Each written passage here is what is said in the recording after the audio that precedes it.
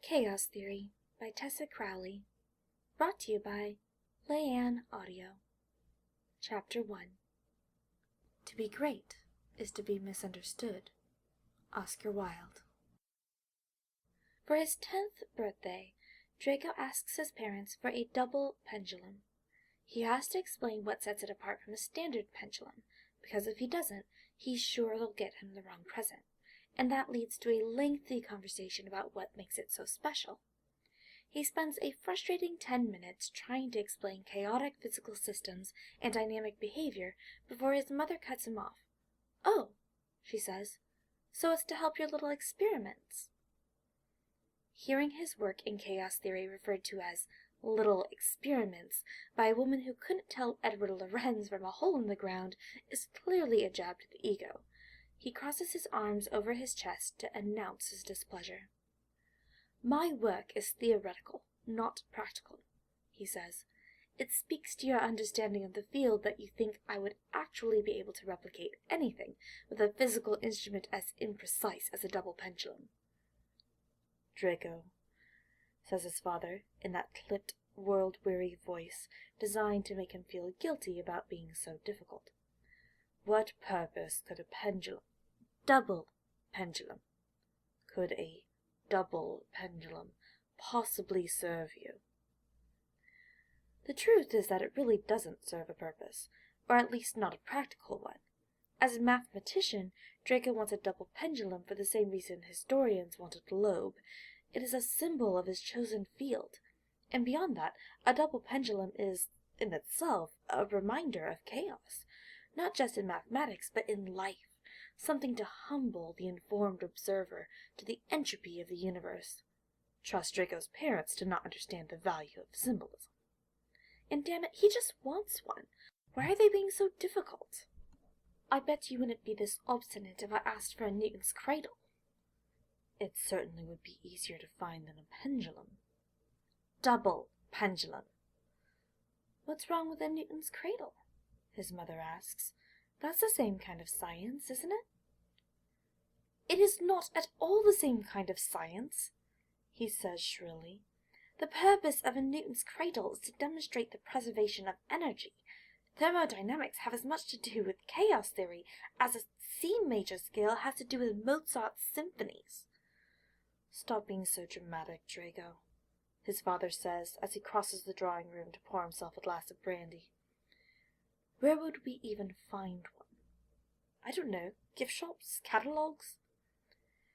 "I suppose we could have one specially built," his mother offers with a small frown. By then his father has filled his snifter and finished off 2 mouthfuls of brandy. "I suppose it would have been too much to hope that you'd ask for a racing broom like a normal child," he says, eyeing him disdainfully. Draco has never understood his parents' preoccupation with being normal. In any case, normal seems to be a nebulous concept that shifts depending on what Draco has done to disappoint them. Normal is, by turns, inoffensive, non-threatening, unintelligent, quiet, and complacent. Whatever normal means, it sounds terrible. "What possible use could I get out of a racing broom?" he asks. His father glares at him. That Draco had never taken to flying has been a constant point of contention between them. "Merlin give me strength," he mutters, finishing off his brandy in a very large swallow. "Straight past the palate and into the gullet, father. That is the way to drink an 80-gallon bottle of brandy." "Where did I go wrong in raising you?" he wonders out loud. He bites back a comment about him not raising Draco at all. Most of his needs are met by house elves. He'd only earned the title of father in the most superficial sense. The fireplace behind him rushes, and when he turns, he immediately forgets all his frustration. "Professor!" Severus Snape has scarcely stood upright before Draco throws himself at him, and he stumbles back a few inches with a small noise of surprise. His long black robe is ashy, but he blows away the bulk of it with a quick spell. "Good morning, Draco," he says neutrally. "Thank goodness, Severus," his father says. "Will you please do something with this little hellion?" Lucius, his mother chides, but she sounds more exhausted than upset. I've been tutoring him 5 days a week since he was 4, Professor Snape says, resting a hand on Draco's hair. What makes you think I'll have any luck this time around? Draco looks up at him with a smile. Did you bring the textbook? He asks. It's shrunken in my robe pocket, he answers. I can't get to it if you don't let me go. He eagerly steps back, and Professor Snape reaches into his robe, producing a small, thimble-sized book that quickly expands in his hand. Deterministic Chaos, the title reads, an introduction. It's a heavy, weathered paperback tome, one that's obviously seen quite a bit of use. Not surprising, since Draco knows it's from Professor Snape's old days at Cambridge. At once, Draco snatches it from his grasp, and Professor Snape sighs at the impropriety, but Draco is too busy thumbing through the appendices to notice. An entire chapter on strange attractors, Draco says, and he's so excited that he feels like he might cry. The only other book on the subject he's been able to find barely touches it. Let's go to the library and start the lesson proper, Professor Snape says, putting a guiding hand on Draco's shoulder. Lucius, Narcissa. Good luck, Severus. Merlin knows you'll need it, his father says, just before the sitting room door swings shut. What is it you did to get them so worked up, if I may ask? Draco makes a face. He nearly found the chapter on strange attractors, though the speed at which he can turn pages is hindered by the speed at which he's walking.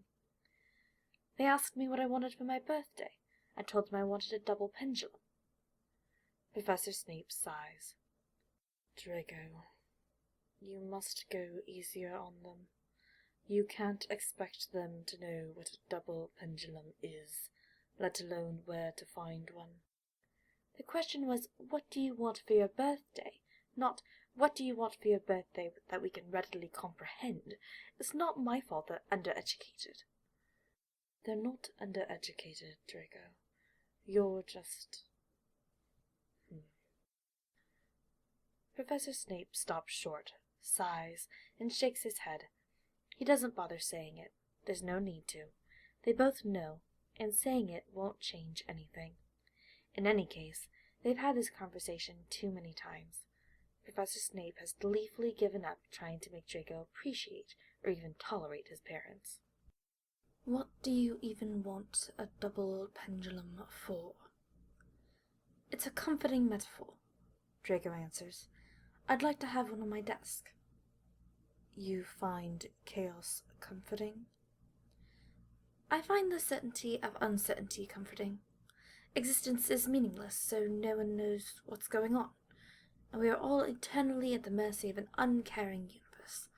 I just find it easier to embrace it than to hide behind our abstract concepts of order like they can really protect me.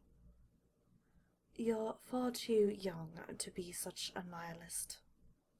What's wrong with nihilism? Just because life is meaningless doesn't mean it's not worth living or understanding. I'd rather have an interesting chaos than boring structure. Together they enter the immense 2-story library of the Malfoy Manor. The large picture window overlooking the garden illuminates the room with the hazy yellow-white glow of early morning. Together they take their usual seat at the table near the window by the non-fiction side, stacked with parchment and quills. You know, Professor Snape says, if it's a symbol of chaos you're after, you've overlooked an alternative that would be much easier for them to acquire. Draco raises an eyebrow at him. Professor Snape reaches into his robe and produces a small black rubber ball. He bounces it once on the table, demonstratively. Draco grins. As an introduction to chaotic mathematics, they spent 2 weeks working out the physical dynamics of a bouncing ball. Now all I need is a sinusoidally vibrating table in a large frictionless room, Draco says, taking the ball from Professor Snape's hand when it's offered to him. "For that you are on your own," Professor Snape says.